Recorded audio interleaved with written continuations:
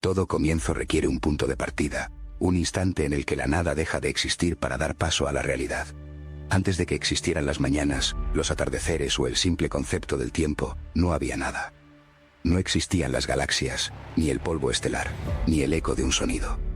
El universo era un abismo oscuro, una extensión interminable de silencio y vacío. No había una superficie donde apoyarse ni un aire que respirar.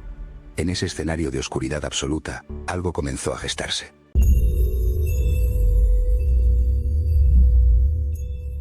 No se apinaba un ente fortuito ni una explosión descontrolada, sino un acto de voluntad deliberada. La oscuridad no era simplemente la ausencia de luz, era una sustancia pesada que lo cubría todo. Sobre esa inmensidad líquida y sombría, una presencia se movía. Era un poder latente, una fuerza que aguardaba el momento preciso para romper el silencio eterno. De repente, una orden cortó la negrura.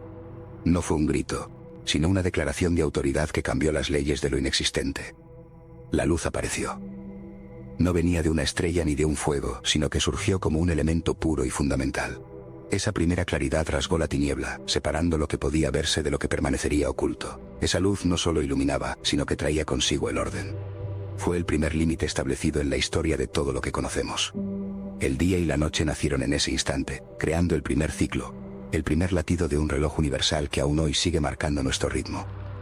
La luz era buena, era necesaria, y se convirtió en la base sobre la cual se construiría todo lo demás. Tras establecer la luz, el siguiente paso fue organizar el caos líquido. El mundo era una masa informe de agua que se mezclaba con los gases de un espacio aún no definido.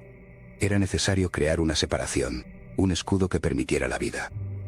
Una estructura invisible pero poderosa comenzó a empujar las aguas, dividiéndolas en dos grandes dominios. Una parte del agua permaneció abajo, cubriendo la superficie, mientras que otra parte fue elevada, creando una cúpula protectora.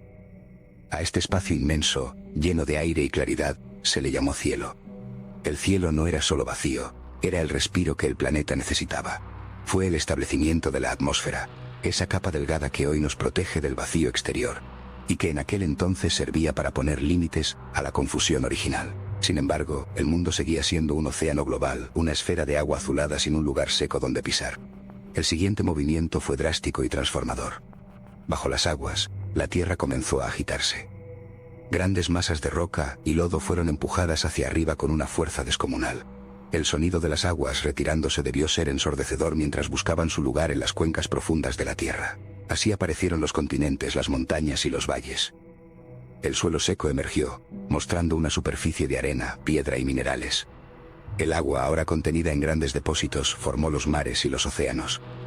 El mapa del mundo empezaba a dibujarse. Ya no era un caos líquido, sino un escenario con cimientos sólidos y fronteras claras entre lo seco y lo húmedo. Pero la tierra seca, aunque estable, estaba desnuda. Era un paisaje de grises y marrones que necesitaba vitalidad. Entonces, desde el interior del suelo, ocurrió algo asombroso. Pequeños brotes verdes empezaron a romper la superficie de la tierra. En cuestión de instantes, la llanura se cubrió de pasto y las laderas de las montañas se llenaron de bosques espesos. No aparecieron solo plantas genéricas, sino una diversidad inabarcable de formas y funciones. Surgieron los árboles frutales, cada uno con su semilla lista para perpetuar su especie.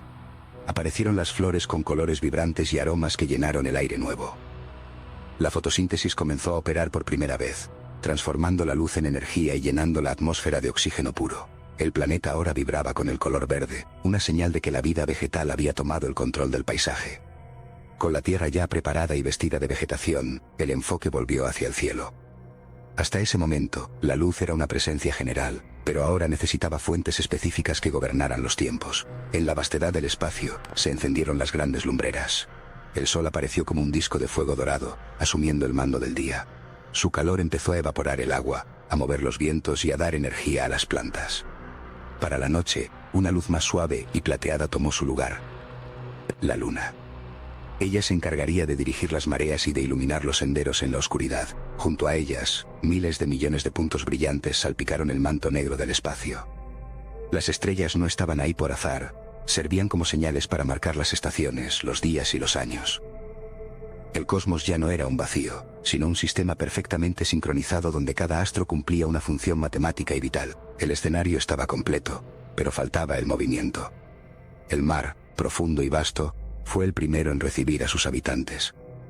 Desde las criaturas más pequeñas que flotan en las corrientes hasta los monstruos marinos más grandes que surcan los abismos, las aguas se llenaron de actividad. Peces de escamas brillantes empezaron a nadar entre los corales, y las ballenas expulsaron aire por sus lomos en la superficie. Al mismo tiempo, el cielo se llenó de alas. Las aves de todas las formas y tamaños despegaron desde las copas de los árboles y los acantilados.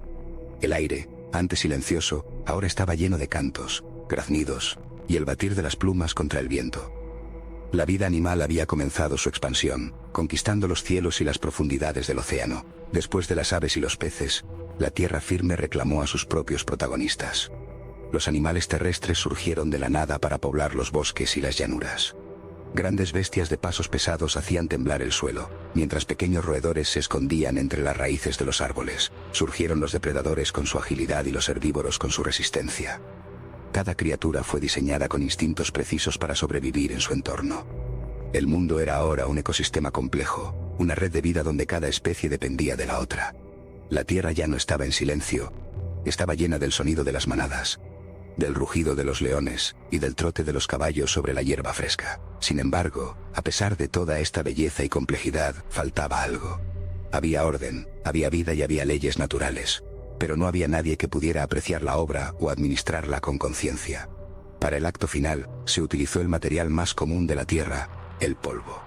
De la arcilla del suelo se moldeó una figura diferente a todas las demás. No tenía la fuerza del elefante ni las alas del águila, pero poseía algo único. Una chispa vital, un aliento que no provenía de la naturaleza misma, fue introducido en su interior. El primer hombre abrió los ojos y se puso en pie. No era simplemente un animal más, tenía la capacidad de pensar, de nombrar las cosas, de sentir emociones complejas y de comunicarse con su origen. El hombre se encontró en un entorno perfecto, un jardín donde todo lo necesario para su sustento estaba al alcance de su mano. Pero la soledad no era parte del diseño original para un ser tan social. Mientras el hombre dormía un sueño profundo, se realizó una transformación. A partir de su propia esencia, de su costado, se dio forma a una compañera. Cuando él despertó, ya no estaba solo. Había una mujer frente a él, alguien igual en dignidad pero diferente en su ser, completando la estructura de la humanidad. Ambos recibieron la misión de cuidar ese mundo, de multiplicarse y de ser los guardianes de la creación que se les había entregado. Eran la corona de todo el proceso, los únicos seres capaces de entender la responsabilidad de su existencia. Al final de este proceso, el mundo ya no era un caos tenebroso. Era una obra terminada, un sistema donde la luz, el agua, la tierra, los astros y los seres vivos coexistían en una armonía perfecta. No quedaba nada por añadir. La estructura era tan sólida que podía mantenerse por sí misma bajo las leyes que habían sido establecidas. Todo lo que se había hecho era considerado excelente, el trabajo estaba completo. Entonces, el movimiento cesó. Después de la intensa actividad de la formación del cosmos, llegó un momento de quietud absoluta. No fue una pausa por cansancio, sino por conclusión.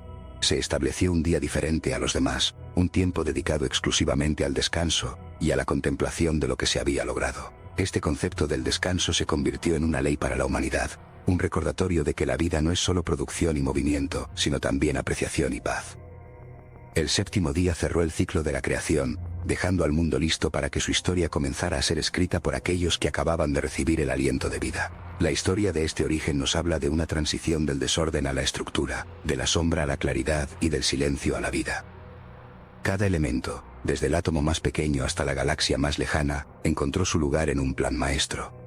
La Tierra se convirtió en un santuario lleno de recursos, belleza y misterio, preparado minuciosamente para recibir a sus habitantes. La luz sigue saliendo cada mañana, las mareas siguen respondiendo a la luna y la vida sigue brotando de la Tierra, repitiendo el mismo patrón que se estableció en aquellos primeros instantes.